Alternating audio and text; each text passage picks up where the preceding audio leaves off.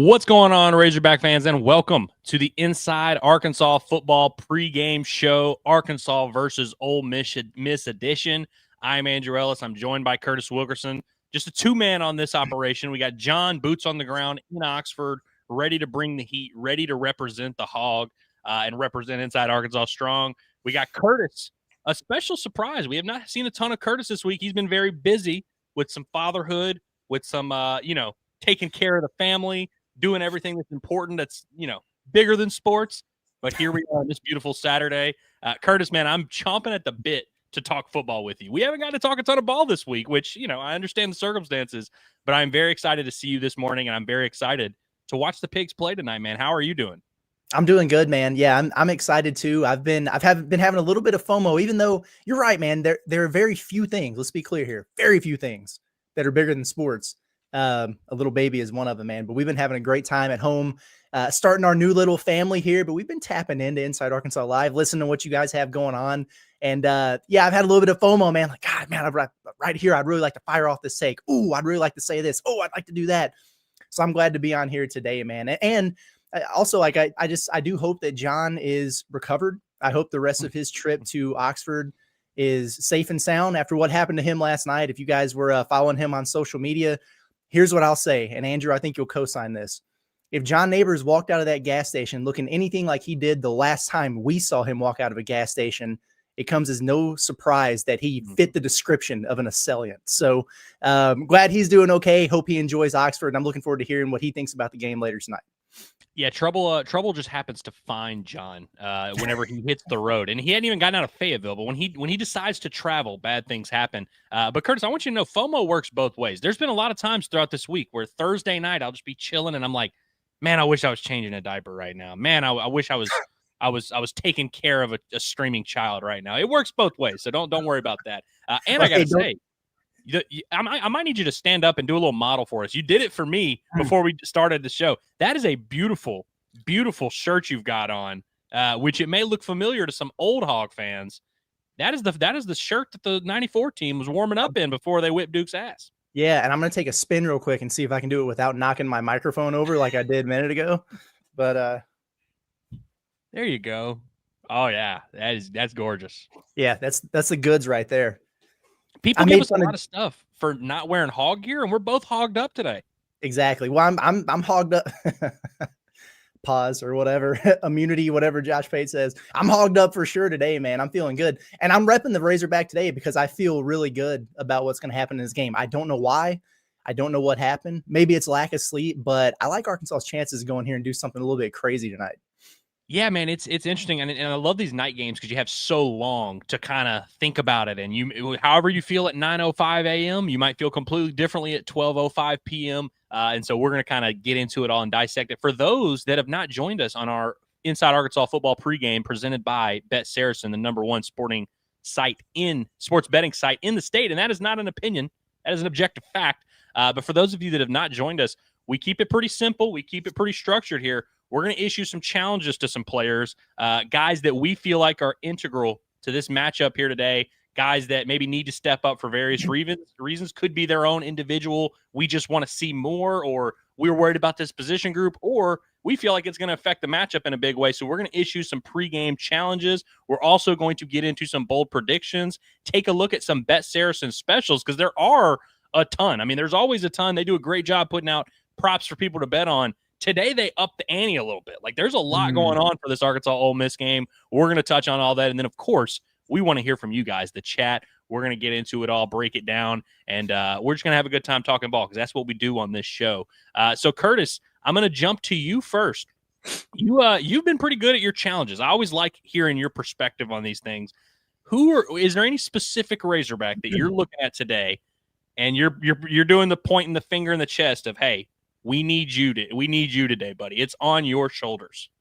Well, I've got a few that we'll run through. I won't do them all at once, especially with John not on here. I'm happy to give out several. For whatever reason, man, I am leaning into the revenge factor, or the stick it to the guy who spurned you factor here. And so for my first one, I'm going to go with one Cameron Ball. And I know he's going to play a ton of snaps. And, that's just kind of the situation they're in on this defensive line. Now, I did see David Oki was removed from that injury report. So that shouts that he'll be available, I guess, across the defensive front there. I don't know how much you can expect for him in his first game back in terms of snaps and production, whatever. But Cam Ball is your guy there. And you need more production from the interior defensive line. Sam Pittman has said as much. Cam Ball's had his moments there. He might be the exception to those conversations, but you need him to be an all-SEC type of guy. If Ole Miss is in a situation where you don't know what you're going to have at quarterback, are they going to really try to establish the run on Arkansas? Well, Cam Ball is very important there. And then the biggest thing for me with him is bust your boy Patrick Kudis's ass like you did on the rare occasion that he was actually at practice for the last couple of years with Arkansas. Give it back to the guy who left you, who lied to Sam Pittman, who lied to the fan base. I like that aspect of it. Talk to him a little bit. Nothing dirty. You don't have to play dirty to kick his butt. So for a lot of reasons, I think Cam Ball is going to be a really important piece for Arkansas here. I want this to be, and I don't even know what a signature game looks like for a defensive tackle. It's not really a stat stuffing position, but I definitely want to be on this post-game show afterwards going, dude, Cam Ball balled out. And I think it'd be really important to go a long way for Arkansas's chances here. Would you go as far as to call for a Cam Ball sack? I will call for a Cam Ball sack right now on the record. Okay. I would, just let the record show. Curtis wants a Cam Ball sack. Well, I like that, Curtis, and I'm going to go to the offensive side of the football for a second. And I'm going to go to a guy that, frankly, we do this sometimes, and sometimes we'll do it from the context of, hey, this guy, we've been a little bit disappointed. We need this guy to step up. And that's not the route you went with Cam Ball, but sometimes we've done that before. I remember Landon Jackson last year when he went the first few games without a sack. We're like, hey, it's time to make something happen, or Luke has, or whoever.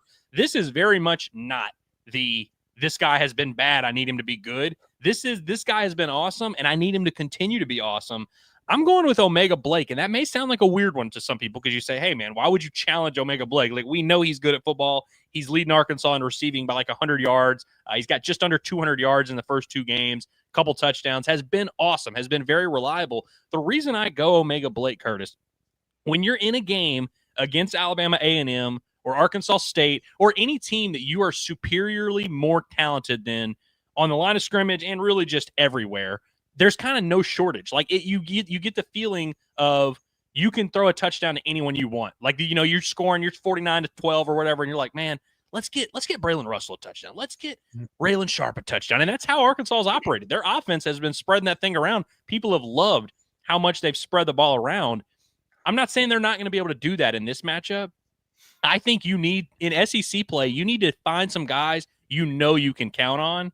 And I feel like Omega Blake is the best candidate for that. I want to see Omega Blake step up and be that go-to guy, be that big-time target, and I want to see him emerge as someone that Arkansas knows they can count on. I want to see him look like an SEC wide receiver 1 today. I absolutely love that you put that there. So, intern Cameron, pay attention back there in the studio here, because Andrew has challenged Omega Blake for the exact same reasons that he was on my bold predictions list. So we can do the 2 birds, 1 stone thing so we can save a little bit of time. But one of my bold predictions is going to be double-digit targets for Omega Blake in this game. And I actually don't even think it's that bold for all the reasons that you just laid out there. And then also because it's not going to be on the level that it was last year with Andrew Armstrong. I'm not saying that at all, but I do think there's always going to be a level of security blanket with Taylon Green, with that receiving core. And if it's going to be a guy where it's just, hey, the play's breaking down, the pocket collapses, you got to get rid of it, whatever, you can throw it in somebody's direction. There's a pretty good opportunity for him to make a play. I think that it's going to be Omega Blake on this football team. And I think he's going to get a lot of looks in this game today. So we're definitely on the same wavelength right there, Andrew. I like that one a lot. I think we could probably just, throw one of those low hanging fruit type of challenges at Taylon Green, right? I mean, road game here. Here's my thing. He's been awesome. He had like 1 shaky quarter, whatever. Go ahead and validate your, this hype train of yours that's growing. All of a sudden you're seeing, top 10 early Heisman lists or whatever. Well, yeah, he's on it because he's been putting up crazy numbers against nobodies. We know what he's capable of doing. Let's see him do it in a big game, on the road, open up SEC play, get a dub in your first test of the season and look the part. And then you think your hype train is growing now. Wait until this time next week. This is a really, really good opportunity for Taylon Green to, I think he's opened some eyes for those who weren't sure what this is going to look like, or maybe not that familiar. But if you really want to put yourself on the scale here, this is a great opportunity for you to do it on the road in Oxford. Yeah, I feel like this is a big kind of like fork in the road for Taylen Green. He's been unbelievable. I mean, he's got 10 touchdowns through 2 games. There's not much we can critique him. He had those 2 really bad turnovers, one that was really bad in the second quarter against Arkansas State where things got out of whack for a little bit. But for the better part of 7-8 quarters, he's been perfect. I mean, he's been awesome. He's been dynamic. He's been the version of Taylen Green that we all kind of knew was possible. But I've been saying it for 2 weeks. We've seen that version of Taylen Green against bad teams before. We've seen him dominate Texas Tech. We've seen him dominate UAPB. We've seen him dominate Oklahoma State, who wound up being really bad last year. We've seen him put up big numbers before. In SEC play, it was a little bit of a different story. Now, he had 5 touchdowns against Mississippi State last year when they went to Starkville and they crushed that really bad defense. Outside of that, Curtis, in SEC games, there were 7 other ones. He had 3 touchdowns, 5 interceptions in 7 other SEC games against legitimate SEC defenses. It's a big test for him to kind of show today, I'm not that guy anymore. The guy that you saw weeks 1 and 2, I'm that guy. And I'm going to be that guy against everyone we play. I'm a threat. I'm no longer that indecisive, rattled quarterback that you saw against Texas A&M. And so I like that. Speaking of quarterbacks, by the way, I just got a notification from Pete Thamel who says Ole Miss quarterback Austin Simmons, in parentheses ankle, is expected to be a game-time decision tonight against Arkansas in Oxford. He'll be monitored in warm-ups, and a decision will be made. Backup Trinidad Chambliss received an uptick in snaps this week, which we had heard was kind of the case that they were using snaps for both guys. Am I wrong in thinking they took Austin Simmons off the injury report? They did take Austin Simmons off the injury report. So that shouldn't he be questionable at best, and I think on the injury reports, a lot of times they'll have like a game time decision tab there, or at least the ones that come out, was it 90 minutes before kickoff or whatever? So maybe he'll be back on that one, but yeah, that's a little bit strange. Maybe he woke up not feeling great, or maybe Lane Kiffin's just doing what he always does. This is interesting. We talked about this before the start of the show, Andrew, and Austin Simmons is super, super talented. By the end of the season, he's probably going to be a guy that you just don't want to face. Right now, he's not. He's made some big plays. He's put up some good numbers. He's also been turnover prone. So I'm probably not as, weird about the potential for Ole Miss to have a backup compared to this guy and like the drop off. No, this is going to be crazy. There is something to the dynamic of having to prepare for 2 different types of quarterbacks, which Arkansas has had to do this week. But this is good for Arkansas here because you're either going to get a starting quarterback who's not 100%, or you're going to be facing a Division II kid that's only been on campus since the fall. And I don't know if this like ratchets up the pressure for Arkansas in terms of, if you're looking for wins on the schedule or, big swing games in the season, maybe it amplifies this one a little bit more, because this could be a quote unquote break for you at a pivotal position, going on the road where, a team has to change up their game plan and what they're doing. And if they try to do the dual quarterback thing where, maybe they're giving Simmons a go and it's a few series and he doesn't look great and they put the Trinidad kid in, or, the back and forth, that stuff doesn't work, man. It just doesn't work. I think that this has probably affected Ole Miss's preparation throughout the course of the week. I think it's another reason why I feel a little bit more confident about Arkansas. Now, it would not surprise me one bit if this Division II kid starts at quarterback and he has 400 all-purpose yards and, 5 touchdowns, because that happens to Arkansas all the time. I get it. But I do think that this is a good thing for Arkansas in terms of, here we are on game day and Ole Miss still doesn't know quite what they're going to do yet, unless it's just Lane Kiffin playing coy. Yeah, there's a lot of gamesmanship that always happens with these things. And I have no doubt that both teams have used the injury report to maybe mess with their opponent a little bit, whether it's David Oki, whether it's Austin Simmons, whether it's Jalen Braxton, whoever. There's always a little bit of that, especially when you're coming from Lane Kiffin and Ole Miss. He is the king of gamesmanship. And so I'm with you where people look at it sometimes and they're like, oh, that's such an advantage. Arkansas's got to play for, prepare for 2 quarterbacks. And I'm like, Ole Miss doesn't know who they want out there. That seems like way bigger of a red flag to me than Arkansas needing to be prepared, because Arkansas had their hands full with their offensive game or their defensive game planning anyway. By the way, before we move on officially, I know you gave out your Omega Blake bold prediction. Before I give mine, I want to give John's challenge, because John, of course, supplied us with this stuff. John has challenged Scott Starzik, the freshman kicker. He says, got to make field goals on the road in a close game. And I think we all, we'll get to the end and we'll talk about how we feel about this game. I think we all feel there's not a ton of separation between these two teams necessarily. We're not expecting a blowout one way or the other.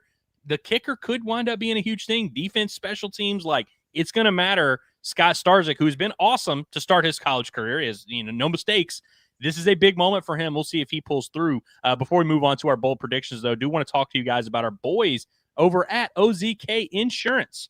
Are you tired of juggling insurance companies to find the right coverage? At OZK Insurance and Rogers, they make sure insurance is simple again. As a 100% independent agency, they shop the entire marketplace to deliver the best combination of cost and coverage, saving you both time and money, whether it's home, auto, boat, motorcycle, life, or commercial insurance. Their friendly team has access to a wide range of flexible options designed just for you. They serve Northwest and Central Arkansas, including Bentonville, Centerton, Fayetteville, Little Rock, Hot Springs, Springdale, and beyond. Let OZK Insurance be the trusted advisor you never knew you needed. With over 600 five-star Google reviews. Start today with a free online quote or go to ozkinsurance.com. Call 479-715-4200. OZK Insurance, protection made simple. So, Curtis, hey, can I throw just one more challenge in here real quick? This just needs to be said because I got the motivation factor going on. The secondary, just a blanket challenge to the secondary. And I'm going to be quick on it, but have some sack about you today. We called for a Cam Ball sack. I'm calling for the secondary to have a sack today. And by sack, I don't mean the one that you record in the stat sheet in football. Okay. I'm talking about cojones over here. They embarrassed themselves last year in this game. Absolutely embarrassed themselves and the program. And they rolled over and quit against Ole Miss in Fayetteville in front of your own fans with everything that went on there. There were guys walking around in the second half of the game. The body language was poor. It was a complete disaster. It was a mess. So there's got to be a level of get back there. And I know that there's, some turnover in that secondary. It's not all the same guys, whatever. But when that happens to you, you take it personally the next time you get an opportunity there. I really hope they're flying around to the football. I really, really do. Same for Travis Williams. He got in that game. There's no doubt about it. When there's questions as to whether or not another team has your calls or your playbook or something, you lost the chess match by a few moves there. So I just want to throw that out there real quick because that's stuck in my craw since you and I were driving back from Fort Worth for that TCU Arkansas exhibition game as the Ole Miss football game was starting. And it was just touchdown after touchdown after bomb after bomb. Guys were walking around lollygagging. It created an entire flip of the depth chart in the secondary after that game. That's how bad it was. Big time challenge thrown out to them to rectify that transgression from last year. Yeah, it gave us Miguel Mitchell. Miguel Mitchell, we had not seen him until that Ole Miss game. They're like, crap, we're about to throw this guy out there. We don't care if we burn his red shirt. I should also mention Arkansas's corners were unbelievable last week. I thought they were like the stars of the game. Kenai Walker and Julian Neal were all over the place. Kenai Walker through 2 weeks. If I didn't have any context, Curtis, and I just watched the first 2 games of the season and had no other information thrown my way, I would think Kenai Walker was like a 3-year all-SEC type of guy who has a chance to play in the NFL. Like, he looked that good. He absolutely dominated that matchup against Corey Rucker. And shout out to our guy Logan, who that is his challenge today. I challenged Kenai Walker last week, and he accepted in a vigorous fashion. So I was like, you know what? I hear you. I hear you, Kenai Walker. You're good. You're good at football. We'll take your word for it. I would love to see if Arkansas shows up in this matchup. I wouldn't go as far as to say, hey, secondary is no longer a concern, no longer something we need to worry about. But like, I would definitely start to change my viewpoint on the Arkansas DBs just a little bit. Did you have any other bold predictions outside of Omega Blake, or was that your big one? I've got a few. So my first one, which one do I want to go with? Okay, I'm gonna stick with my theme here, and then I'll move on from it. Then I'm over it. My bold prediction, and this is the least bold. This is like the mild sauce at Taco Bell. Like, there's nothing to it, or maybe the green stuff. It's not really even spicy at all. There will be 0 notable stats or moments from the former Hogs in this game. No, Patrick Kudus with the lead block that leads to the touchdown. No PBU from Jalen Braxton if he plays. Luke he ain't doing nothing. I think all 3 of those guys are just complete non-factors in this game. They have been all season because they've either been injured or terrible. So that's not that spicy of a take, but I did just want to throw it out there. I think there's going to be a little bit of extra emphasis for the guys on the field to shut those dudes down. And if I have to come in here in the post game and talk about a big, Patrick Kudus pancake or a Jalen Braxton interception or Luke has with 2 touchdowns, I'm gonna rip what's left of my hair out on this show for sure. Are you predicting a Broussard touchdown? Kavion Broussard, do you think he's going to get in there? Yeah, why not? This is goal line, baby. Pegues. Was that the guy's name? JJ Pegues or whatever? Yeah, that would be fun. I think it was Cameron maybe the other day on the video game stream that was like, hey, maybe this will happen. So shout out to Cameron. And also, so I've got 2 bold predictions, one of which has changed a little bit because we just got some news on Austin Simmons. I had it written down, Curtis. Austin Simmons throws 0 interceptions, which may not sound like a crazy bold prediction, but if you've watched Austin Simmons play this year, doesn't mind throwing it into traffic. He's thrown 2 interceptions in each of Ole Miss's first 2 games. He's a young guy, not a ton of experience. I think it's a factor that Arkansas looks at that quarterback situation, regardless of what Ole Miss does, and I think it's still going to be true. Arkansas has a decided advantage at quarterback in terms of just experience, talent, I would say just overall competency, stability, all of the above favor Arkansas, and I think that's going to be the case no matter what. I think Austin Simmons, and by the way, Arkansas's defense, they did get a pick last week with Julian Neal. I think Xavier Sori also had one, so they're coming off of a week where they really caused some havoc defensively. That was a question we had all fall camp of like, man, is this defense going to cause any ruckuses, or like, are they going to have any type of that, big play, really expose you? Because KJ Jackson didn't throw interceptions against his defense. I think this is going to be a big test. And I also think, of course, Lane Kiffin has to be talking to Austin Simmons and is like, listen, dude, you cannot throw 2 picks in this game. Like, this is going to be a close one. It's a real deal. You can throw a pick against Kentucky and we can make it work. They don't have a good enough offense to really threaten us. You cannot give this Arkansas offense 2 more solid field positions, 2 more opportunities to score. I think that I think Austin Simmons is going to take care of the football. Now, if he ends up not playing, I'm not going to do a victory lap for no interceptions if he doesn't end up getting the bulk. Yeah, maybe. Yeah, you know what? Fair enough. A bold prediction is a bold prediction. But my other one, Curtis, and now this is a little bit of a weird one. That one was a little bit anti-Arkansas. This one is not anti-anybody. It's just something I think is going to happen. I think both offenses are going to go for over 400 yards in this game, but the under is still going to hit. The under is, last I checked on SARACEN, 62.5 was the over-under for total points. So I have both offenses going over 400 yards, which you would think means, okay, we're going to have a shootout. I think it's going to be more in that 34-27 type of range, which is 61 points, so not quite there. I think we see something like that where these offenses are moving up and down the field, but you got to make plays in the red zone. You got to convert those third downs. You got to be able to get the ball in the end zone. And I think the under is still going to hit despite both offenses moving the ball at will. I like that. That's a really good one there. You mentioned both offenses going over, in terms of yardage. And another bold prediction I had was that both teams would rush for over 200 yards in this game. And so I'll throw that out there, just kind of piggyback on what you're talking about. This, for whatever reason, this just screams chaos for me in this game. And maybe that's because you get it a lot of the times with Arkansas and Ole Miss, but I think we're going to see a lot more improv type of situations from Taylon Green. I think his legs are going to be a big factor in this one. I like the thought of Mike Washington having a nice game there. But like I mentioned earlier, with everything that's going on with the Ole Miss quarterback situation, and they're much better rushing the football this year. Whoever the Missouri transfer is, I forget his name, Lacey, whatever it is. He's pretty good in there too. And I'm not 100% sold on Arkansas's, rush defense, especially against SEC teams just yet. I know Ole Miss has some struggles up front so far on their offensive line, but I think there's going to be some big plays on the ground. You think Ole Miss, you think about them airing it out and everything like that. It's like, okay, they're going to be throwing it around the yard. They did last year. You think about Arkansas and Talon's been shoving it here. I think both teams are really going to look to establish things on the ground. And I think both defenses are vulnerable to that happening. So I'm going to go over 200 yards rushing for both teams here.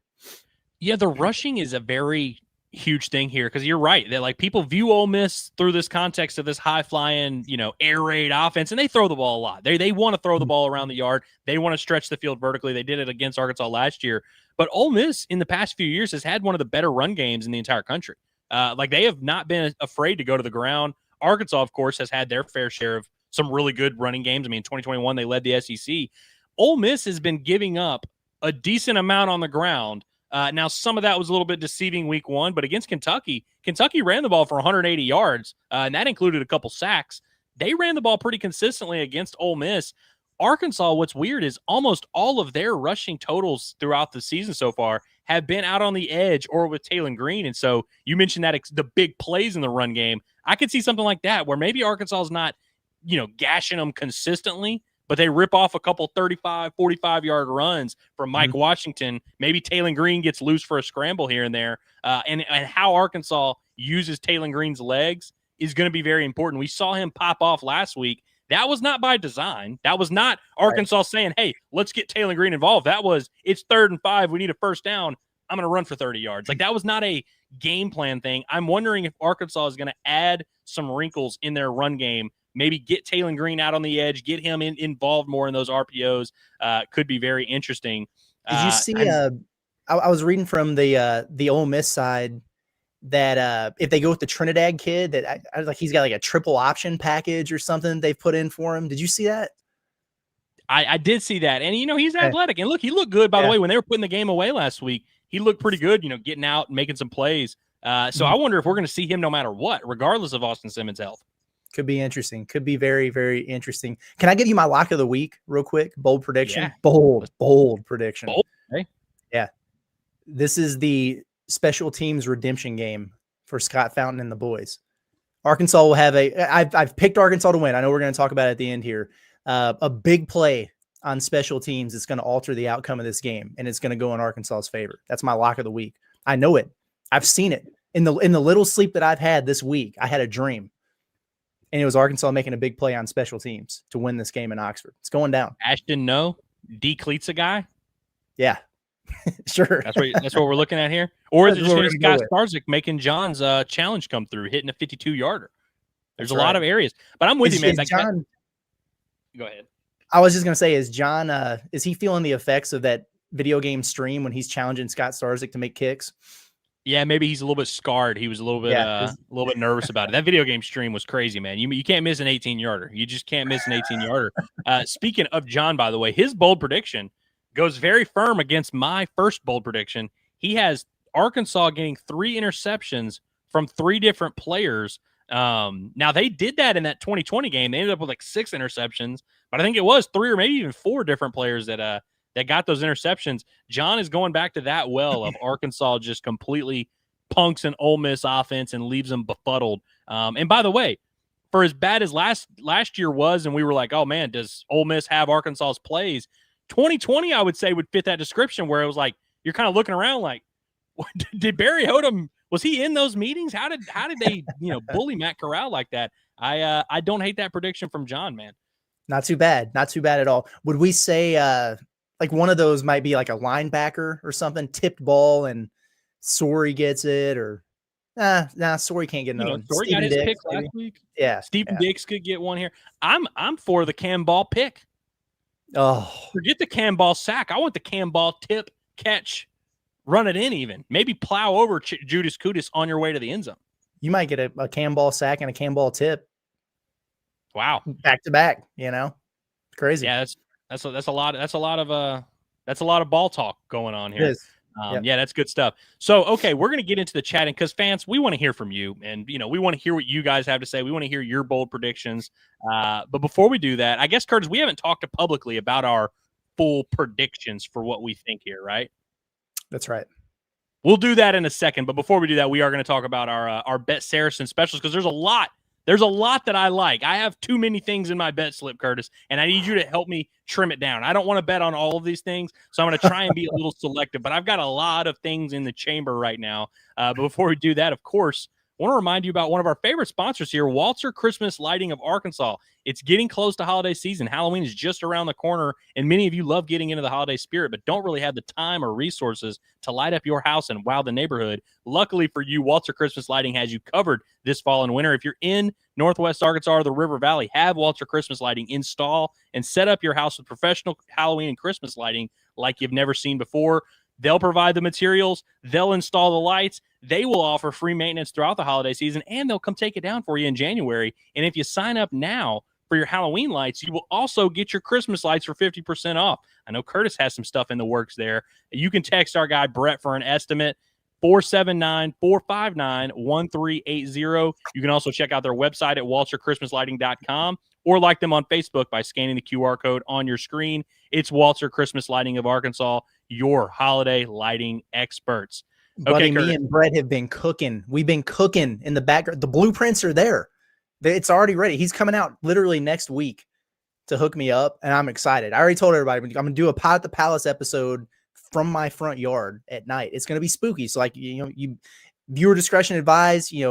Tuck the kids into bed. You might not want them to see this one, but no, they really do an awesome job, and they're thorough. The communication's been great so far. And I'm excited to work with them, man. I'm excited to reveal what we've got cooked up over here. They're doing a great job.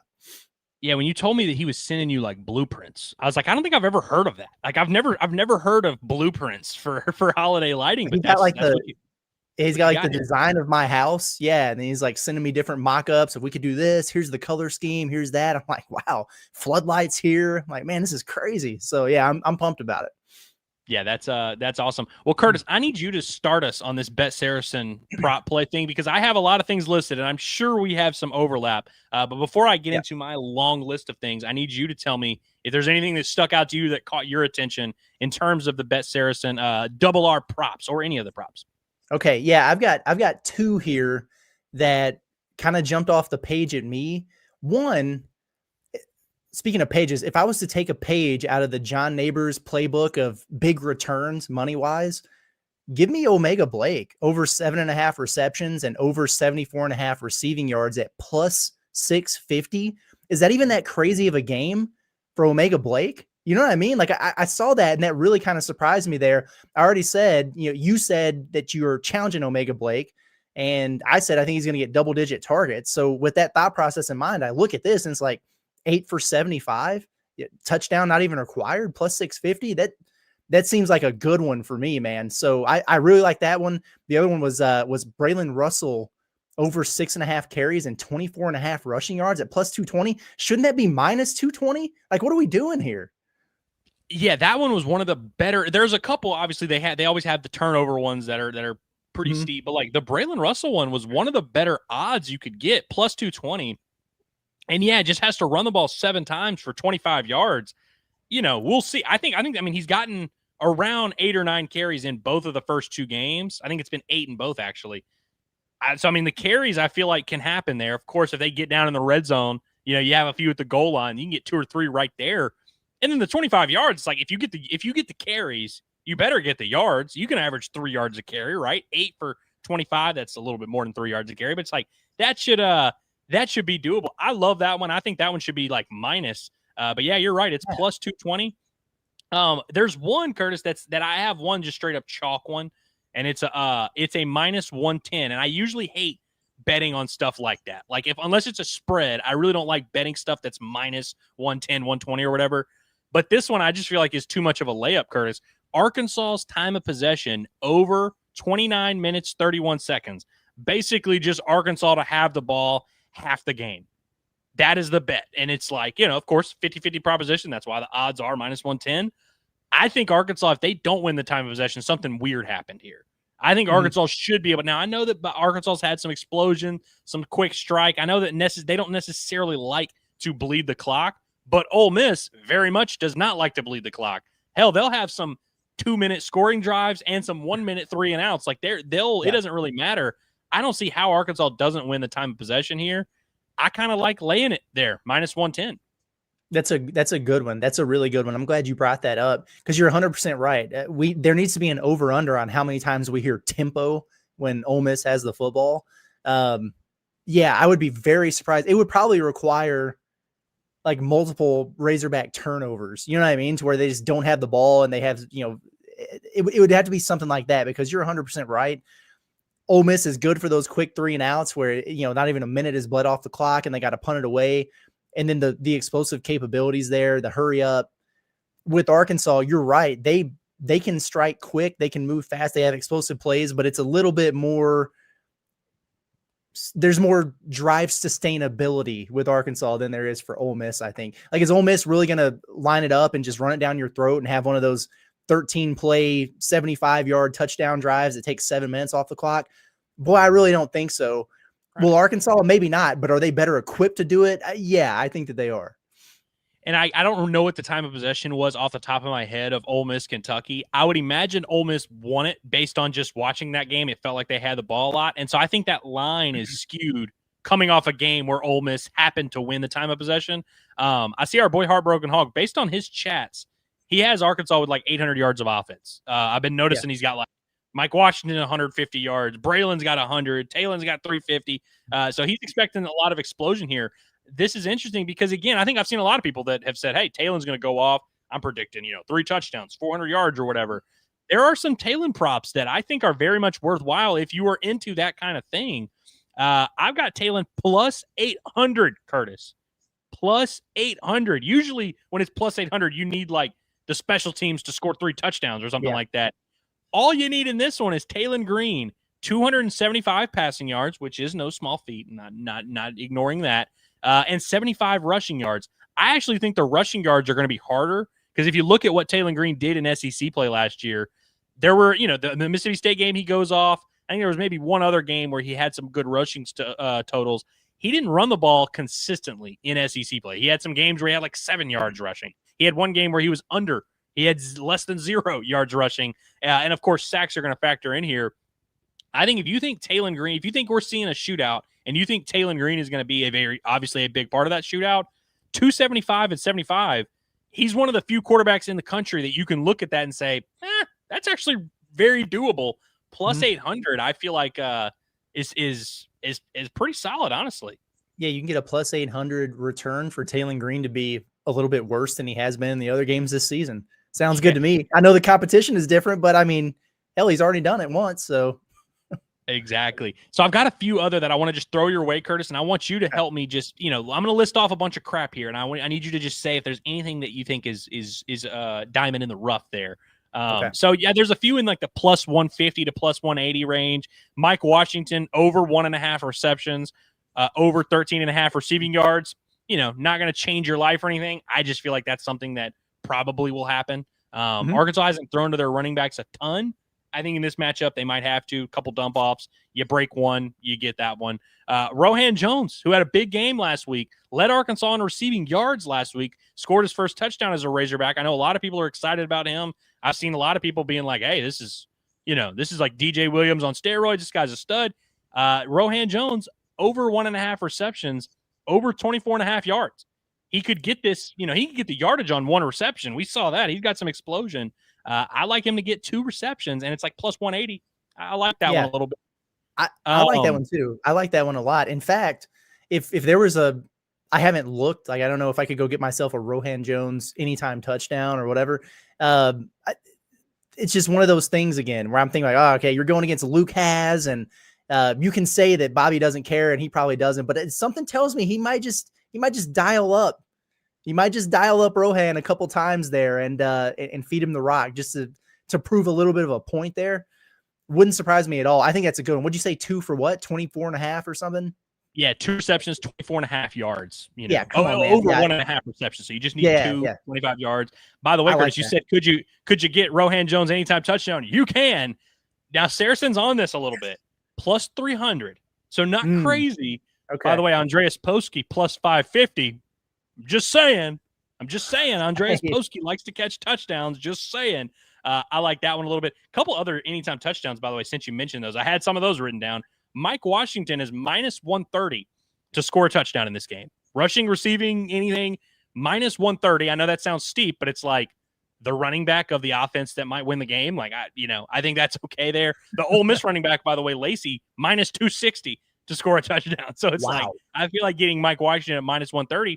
And if you're listening to me say this and you say, yeah, but I think they're going to use Braylon Russell down by the goal line. Well, you get him at plus 170. So I think both of those bets are honestly probably worthwhile. I don't see us. I mean, I know it happened week 1, except it didn't happen week 1 because Mike Washington caught a touchdown.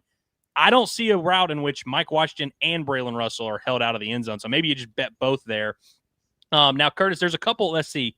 Omega Blake, you mentioned his his yardage and targets one. He also has the one that I bet week 1, which is him to score a touchdown and him to have over 13.5 yards per reception. He averages over 15 yards per reception, averaged 24 yards per reception last year. He gets the touchdown. I feel pretty safe about that one. That one is plus 200. So I like this one. Now, this is the one that this is one I need everyone to bear with me for a second. Everyone bear with me for just 1 second. So one, if you do a parlay that includes Taylon Green over 243.5 passing yards. So 244 for Taylon. That's his over-under for passing yards. You have the over on that. You have the over on Omega Blake, 61.5 receiving yards. So, the two things we've listed, this is not touchdowns, this is not yards per reception. 62 receiving yards from Omega Blake and 244 passing yards from Taylon Green. If you parlay those two things together, Curtis, that gets you to plus 160. And so right there, you've got a decent parlay. Arkansas is going to throw the ball plus 160. If you add in Arkansas money line and make it a 3-way same game parlay, that is now sitting at plus 550. Arkansas wins. Their quarterback throws the ball decent, and their top receiver catches a few of those passes. Plus 550. And if you're listening to me and you're saying, well, you had me until that, Andrew, I think Ole Miss is going to win the game. You can substitute Ole Miss money line and get it at plus 300.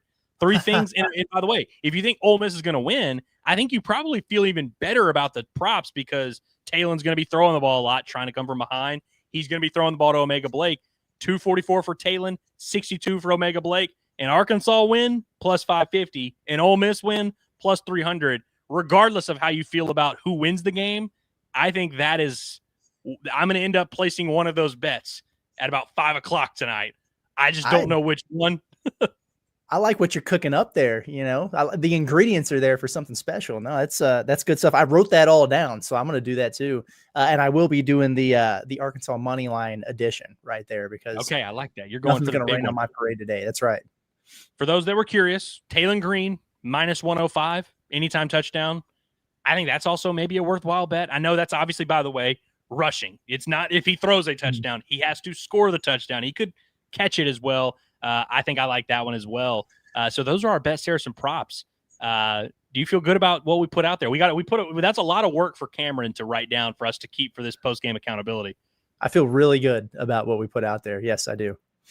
Yeah, I feel great about that. Well, we're going to get into the chat and hear what you guys have to say because, again, we love you and we love talking ball with you guys despite how many times we like to make fun of you. And I do want to remind you guys, we got a little cool promo going with BetSaracen, the no strings attached. You have to sign up with that QR code that is on the screen right now. If you use this QR code, it will take you to a registration login, and you have to use that and use the code inside AR at registration. That will get you $125 in bonus bets if you place one $25 bet. So if you're looking for a place to bet this football season, you've been watching everyone else have their fun with sports gambling, you want to get in on the track, sign up with this QR code here, use the code inside AR at registration, and you just got to place one $25 bet and you will get $125 in free bets. That is five $25 bets for the price of one. So let's get a little vibe check. Let's get a little temperature check of our boys in the chat. We'll start with Robert Boyd, who says, I feel like we're going to be competitive. I'm afraid if we don't have a big lead, Sam's clock management might bite us. Dude, we talk a lot about matchups. We talk a lot about, is Arkansas going to score? Is Arkansas's defense going to step up? There's a lot of things. There's a lot of variables in a football game. You get close, special teams, coaching, time management, all becomes a huge factor. So definitely something to monitor. This is a funny one from Robert here because I was putting some of my thoughts down last night when I was thinking about this game and this pregame show. And I wound up going with the special teams, redemption there of a big play on special teams that goes in Arkansas's favor. But I almost did a clock management type of bold prediction. Like it's something's going to happen here with Arkansas. And that's when I was thinking a little bit negative, about, Arkansas is going to lose this game. It's going to be excruciating like it tends to be when the Razorbacks do something like this. What's going to happen? Well, Sam's probably going to do something ridiculous in terms of clock management in an important situation. And I had it written down and I wound up deleting it. So I wanted to acknowledge Robert's thought process here because you're not wrong in terms of this being a potential thing here. We'll see if there's been some growth over the course of the offseason or whatever. But on the same token, I don't know that it's necessarily clock management, but game management type stuff. Lane Kiffin's good for those at times too. We know he's very aggressive on fourth downs. Sometimes that's really good for him. Sometimes he gets a little bit over ambitious with the analytics or whatever there. And it can really, really cost them with a turnover on down somewhere they don't want to be. So either one of these coaches could be good for something like that in this game that negatively impacts their team. I'm glad you mentioned that, Curtis. I thought I was going to be the genius here that brought that up. Lane Kiffin, it's not a secret. He's very aggressive. He will go for it 4th and 1 at his own 25. Like, he will do that. He's done. I've watched him do it against Alabama. I'm sure he will do it against Arkansas if he's given an opportunity. That is going to be a big factor because obviously anytime you're going for it on 4th down anywhere on the field, that's a huge swing moment in the game. So Lane Kiffin could create 6 or 7 of these opportunities for momentum to shift. And how does that affect Sam Pittman? If you see Lane Kiffin on the other sideline and he's converted 3 4th downs, and then all of a sudden you have the ball 4th and 3 at your own 44, you're like, well, he's going for it, so I might as well. How is that going to play out? That little chess match, I think that's very important. Another thing that's going to be very important, of course, spoiler alert, it's just important in every football game, the turnover battle. And Mikey says if Arkansas has 1 or less turnovers, Arkansas wins the game. Do you agree with this assessment, Curtis, that it is as simple as just not turning the ball over? And, Mikey doesn't even say anything about forcing turnovers. He just feels like if Arkansas takes care of the ball, their offense is going to move the ball enough. They'll do enough to win the game. I might be able to co-sign that. Play a clean football game on the road. That's a big part of the equation for winning.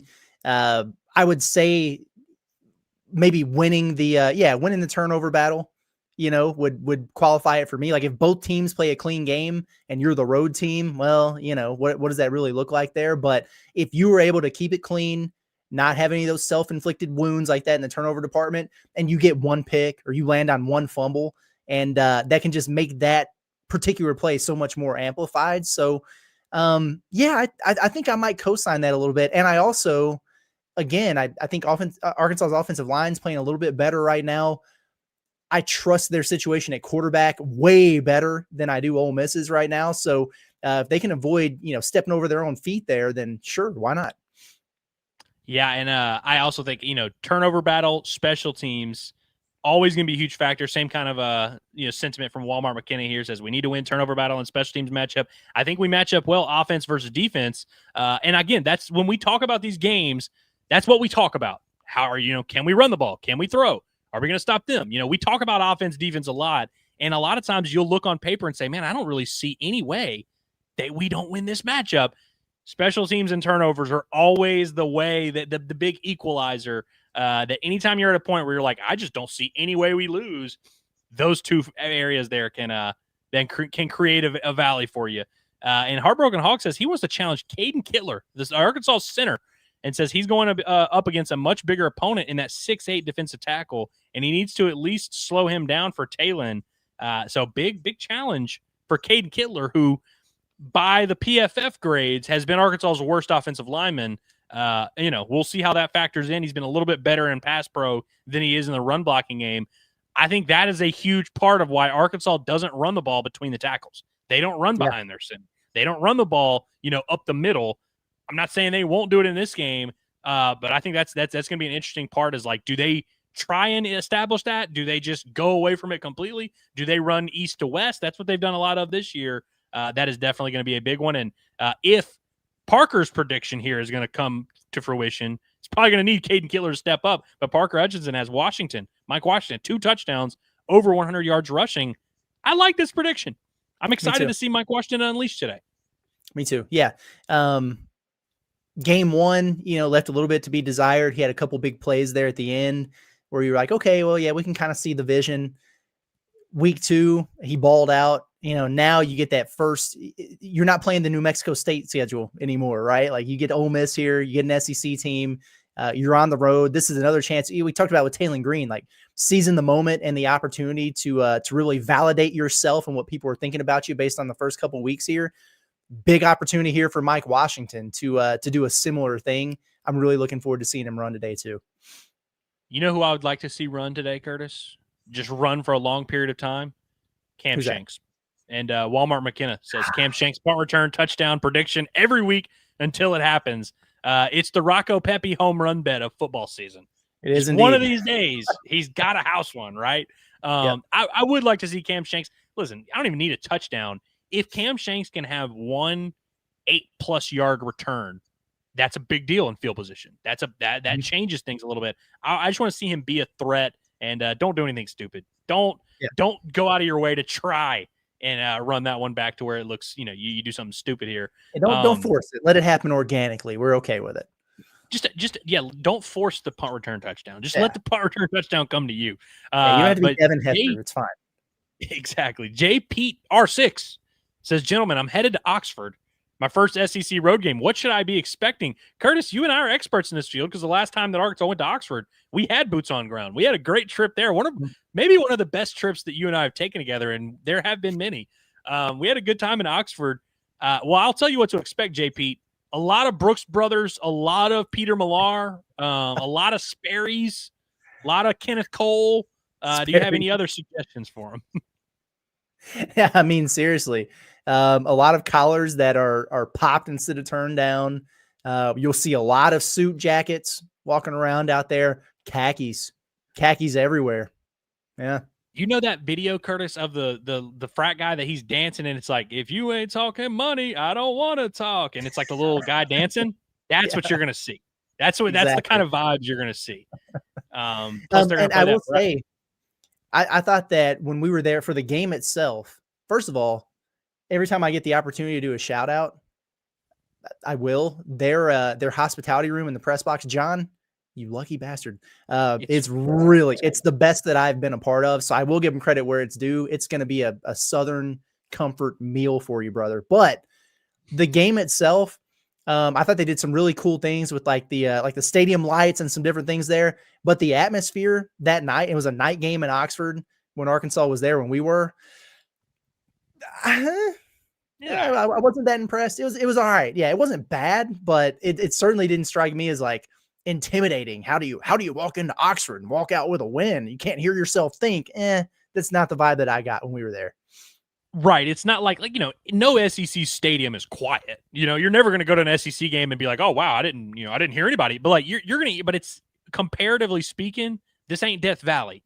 This ain't Bryant-Denny Stadium. This isn't even like Auburn. This definitely isn't the Swamp. You think of hell, not to say that Starkville is like the most daunting. Like, I think it's more daunting going into Starkville with the Cowbells. Like, I really do. And not to, obviously Mississippi State's a different football team, different thing, but like from just a pure atmosphere standpoint, I think Ole Miss is definitely in the bottom half of the SEC in terms of like imposing, scare you. You're going to walk out with your ears burning and your head, you're going to have a headache because it was so loud.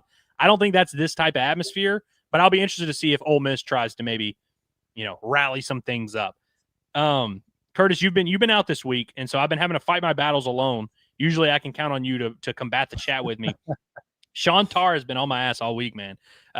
So he was early in the week. He was like, you guys need to give Arkansas more credit. And we pulled the chat up, and we were like, what are you referring to? Like, how are we not giving them credit? And then he backtracked and was like, well, I was talking about the chat. But then later in the week, I've noticed it's turned to Andrew needs to give the Hogs more credit. So once again, Shantar, I ask you, can you list an example of a time that Arkansas has accomplished anything in any sport and I have not given them credit? And I seriously want you to think about that for a second. Now, you may say, well, you didn't pick them to beat Ole Miss, so that's what I'm referring to. I can't give someone credit for something that has not happened yet. Everything that has happened, Arkansas's played 2 games. They've looked damn good. Hell, in game 2 against Arkansas State, we did the post-game show. I was like, man, John, I don't have any complaints. Like, I thought that was awesome. Like, great performance.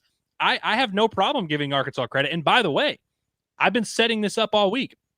I pick Arkansas to not win this game. I think Ole Miss is, they're favored by whatever it is, a touchdown. I think that's, about how I see the game playing out.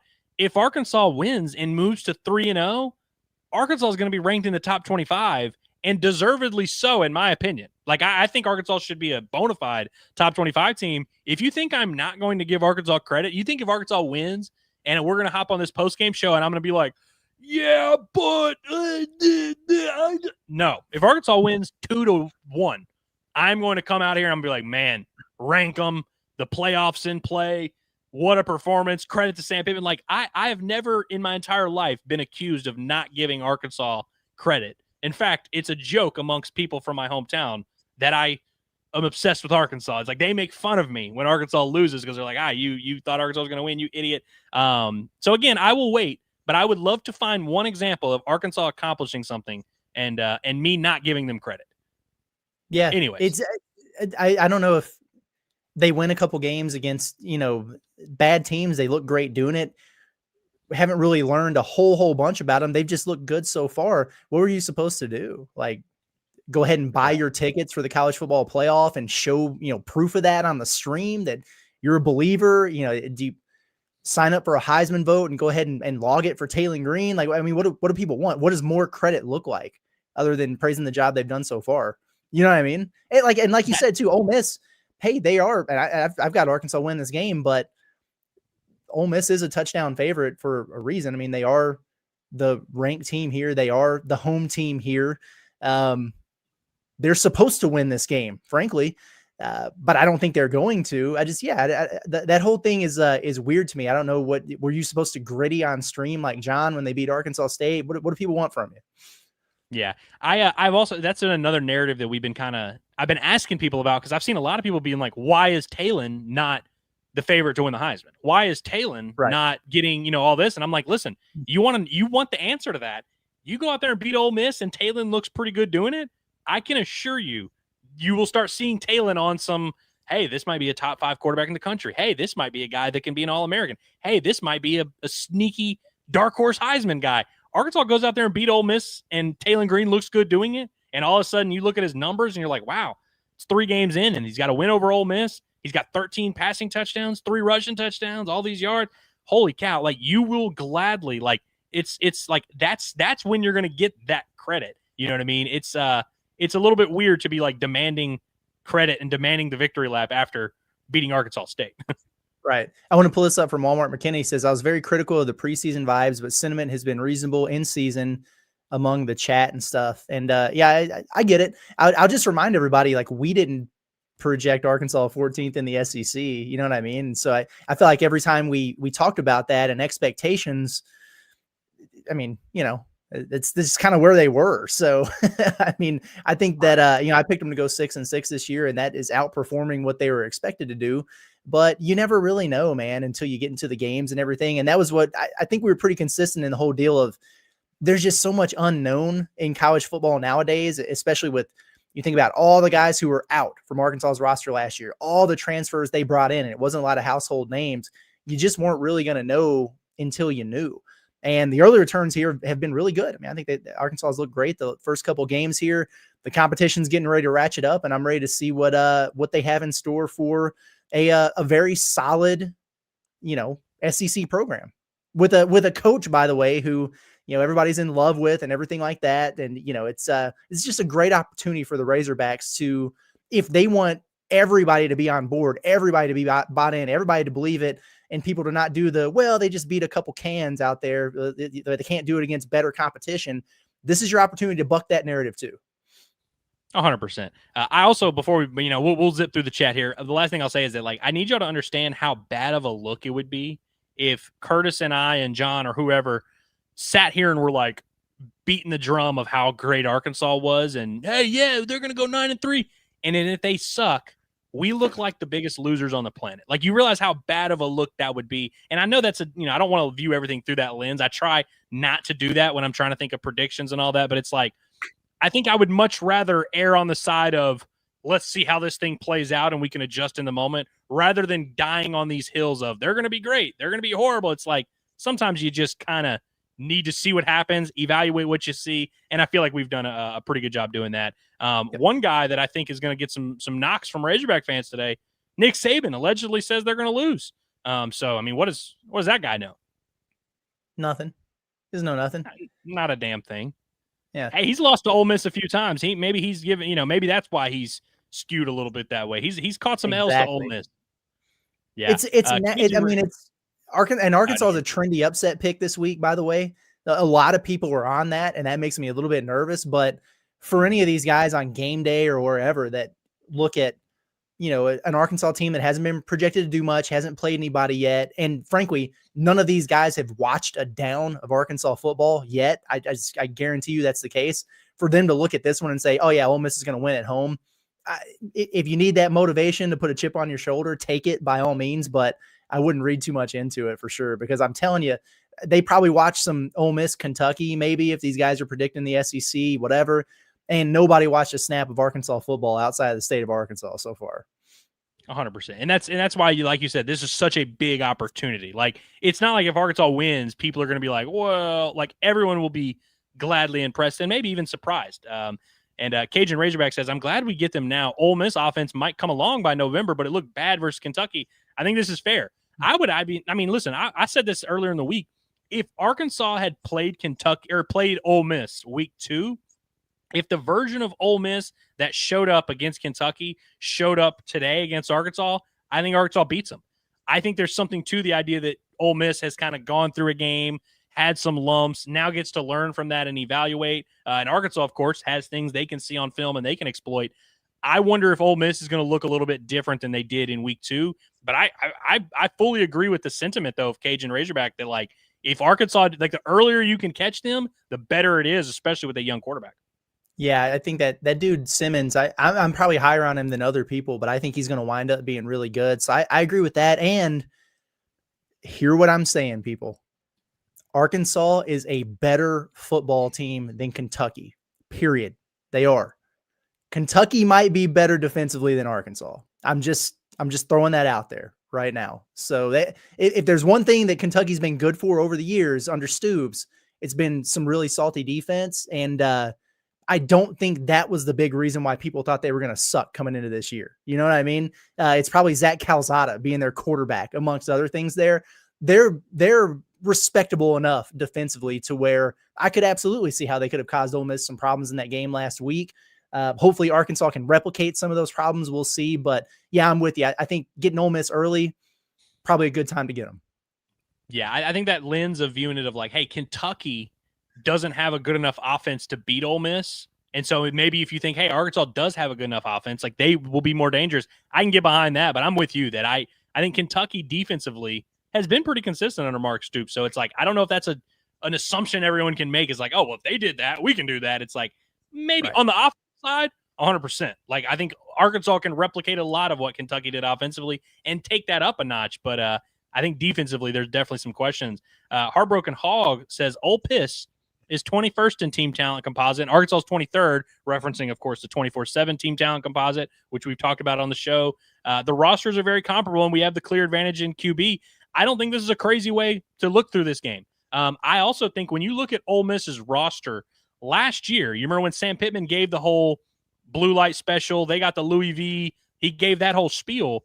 Ole Miss's team that year, last year, night and day different compared to this year. It is not the same team. They are not bringing back a ton of those top defensive guys, especially on the defensive side. Like Ole Miss, from a talent standpoint, they still have a good roster. They still, I would even say, have a more talented roster than Arkansas. I would even argue there's a little bit more of a gap because 24/7 has James Singletary as a 5-star. They have Jaden Platt as a high 4-star. They've got a lot of things going on.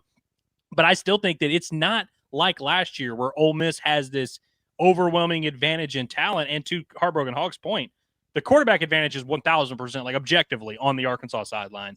And so I don't think that's a crazy lens to view this game through. Mm-hmm. And he also says, bold prediction, all the running backs combined for 40 carries, 200 yards, and 3 touchdowns. And this is on top of Taylon Green's. I think he had 350 for Taylon Green. So little bit over 550 of offense incoming for Arkansas. Love it. Love that. I love that. If that happens, you will get a shout out on the accountability session for sure. So 100%, which, by the way, that's a huge motivation for you guys that watch these streams and, want to be a part of what we're doing. We do highlight the good and the bad on our accountability sessions after the game. So if you have cool predictions, we will give you your props for it. Finch says he wants to see how fast Mike Washington is for a change. Just let loose the reins. I'm going to say this one last time. Mike Washington is number 4. Braylon Russell is number 0. The guy that you've been seeing that's averaged 4.1 yards a carry, that is Braylon Russell. That is not Mike Washington. The guy who has been ripping off these big runs and is averaging 11 yards a carry, had a 55-yard touchdown last week, had like a 40-yard reception touchdown and had a few big runs in week 1. That guy is Mike Washington. I think there are a lot of people who have been very disappointed with Mike Washington. And at this point, I'm come to the conclusion they are thinking he is Braylon Russell. Mike Washington is number 4, the guy who has been ripping off the big runs for Arkansas, the guy who, is going to start at running back. That is Mike Washington. So when you're watching the game tonight, number 4 is Mike Washington. Number 0 is Braylon Russell. Remember that difference because they are different people who do different things. This is we have a diabolical chat from John Neighbors right now. Oh, no. It's got to be, is it fair game to pull up? I mean, he's the boss. He sent it. You know what I mean? Yeah, we're going to pull it up. Why can't Mississippi girls, this is a quote, by the way. I don't know who John is quoting, but he says, why can't Mississippi girls do reverse cowgirl? Because you never turn your back on family. Shout out to Fast and Furious. Shout out to Vin Diesel. What's his character's name in Fast and Furious? I don't remember what his character's name is. Anyways, that's a well done, John. that is well done. I don't know. Maybe. I mean, who knows? John is running on 1 hour. John somehow has less sleep to his name than Curtis does, despite the fact that Curtis has been getting up at every hour of the night. John apparently is running on 1 hour sleep. Was held at gunpoint last night. There's a lot going on in John Neighbors' life, and I hope he does well in Oxford. We hope you're doing okay, buddy. Cajun Razorback says that he works with a diehard Ole Miss fan. He was not confident at all. Have you sensed this, Curtis? I know you've been, busy, but have you been sensing this in the airwaves that maybe Ole Miss fans are not super confident about this game? Yeah, I think so. I mean, because all they can do is look at what Arkansas has done so far, and they see the dynamic there with Talon and the offense just putting up a ton of points. And I think they noticed that. I think they're looking at their quarterback situation right now, which whether Simmons plays or not, I don't know if shaky is the right word, but you don't know how stable of ground you're on just yet this early in the season. So, I think I see that. And I also think Ole Miss fans understand that it feels like they've kind of been knocking on the door for several years, and they always just, they lose a game they feel like they shouldn't lose. They feel like they shouldn't lose. Nobody get mad at me for saying this. They feel like they shouldn't lose to Arkansas at home. If you're a college football playoff team, you wouldn't lose to Arkansas at home this year, frankly. But I think they understand they're in danger of that happening in this one. It happened to them against Kentucky at home last year. They've had some other ones where it's like, wow, how the hell did that even happen? And this kind of stands out. It's like this big, red Razorback flashing light in front of that fan base going, oh God, this is going to be the one, isn't it? It might be. We'll see what happens tonight. Curtis, I said this earlier in the week. The best spot to be in as a sports observer or fan is that you just are confident in your team and you say, listen, are we the best team in the country? I don't know, but I love my team. Let's roll the ball out there and see who wins. And you think about those Eric Musselman teams when they got to the March Madness, when they got to the postseason. I don't know where they would have ranked among the teams, but you just had a sense where you're like, this is a good team. Let's just roll it out there and see. And, of course, they eventually would meet their match, but it's like you just felt confident in your team. And as a fan base, you can feed off of that, where you don't go into these matchups saying, yeah, but what about Aldis Tony? What about that? You just are like, listen, I know our strengths. I know our weaknesses. I'm cool with it. Let's go out and see who wins. And Ole Miss is not there.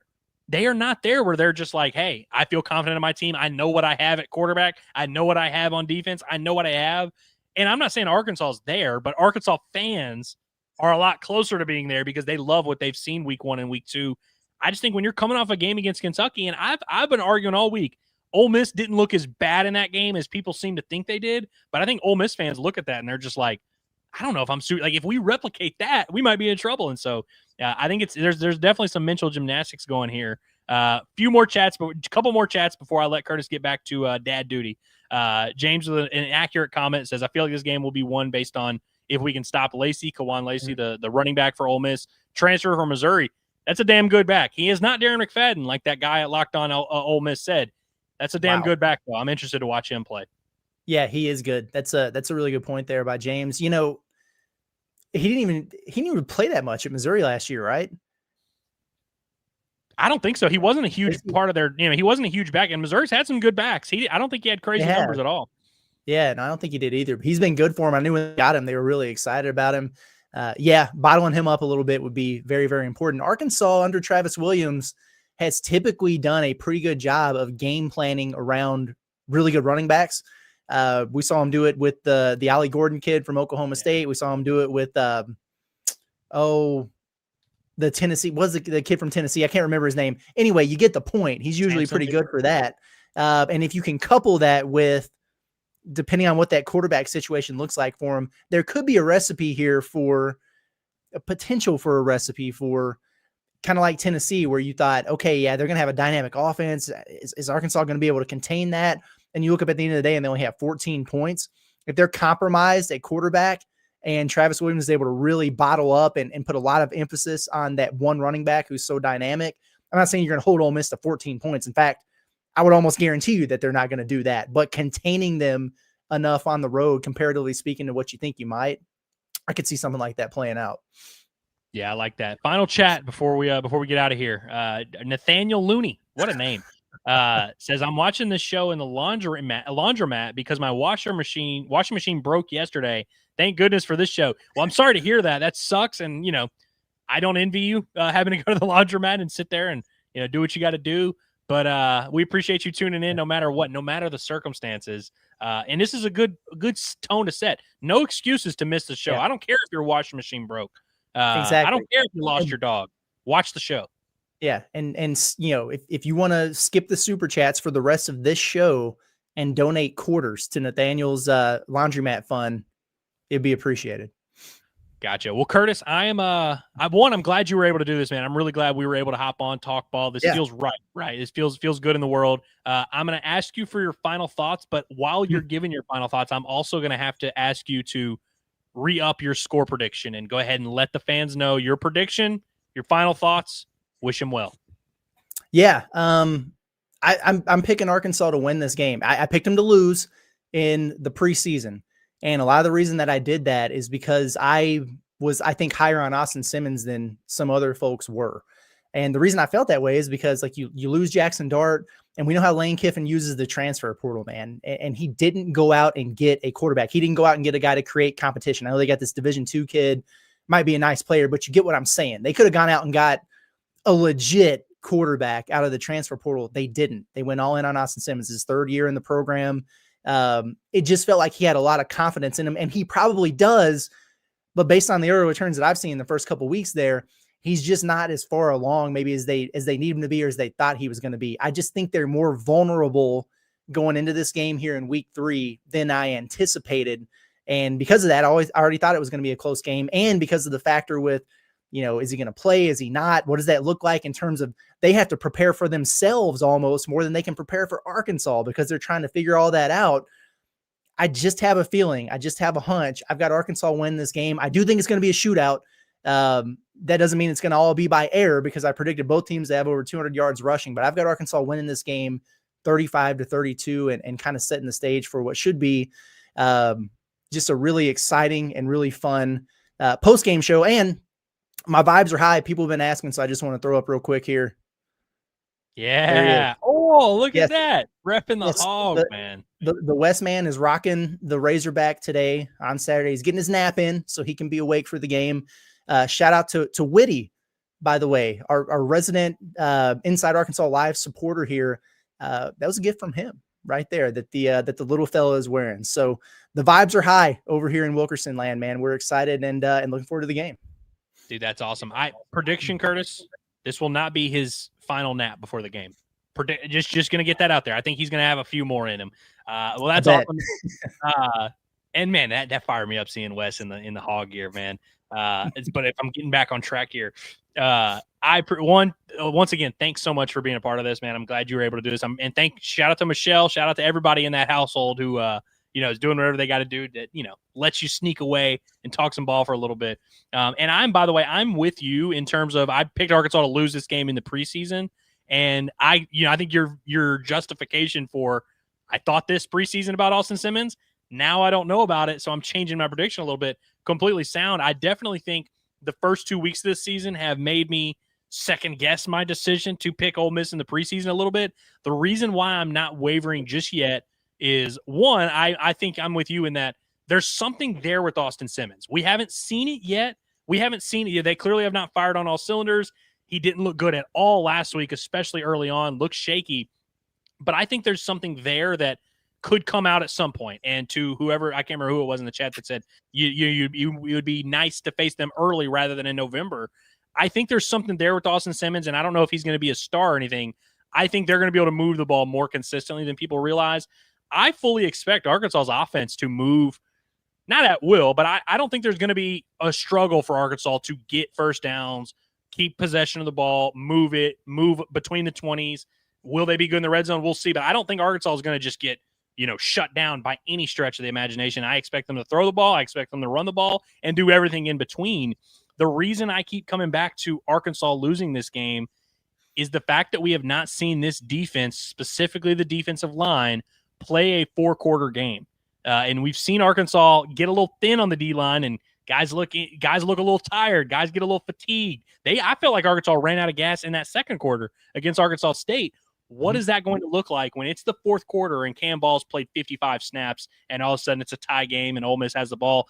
That's kind of my big question. I've got my eye on that corner situation because they were very good last week. Can they replicate that? And it's ultimately up to Taylor Green and this Razorback offense to go out there and make me look like a moron. Well, we appreciate everybody for tuning in. Appreciate everybody who's tapped in with Inside Arkansas. Don't forget, we're going to be back later for the post-game accountability session, report card, all of that. So make sure you're subscribed. Make sure you're tapped in with what we got going on. Shout out to Curtis Wilkerson. Shout out to John Neighbors. Shout out to Wesley Wilkerson. Shout out to the whole fam. And woo damn pig, guys. Y'all have a great day. Stay safe. If you're going to Oxford, safe travels.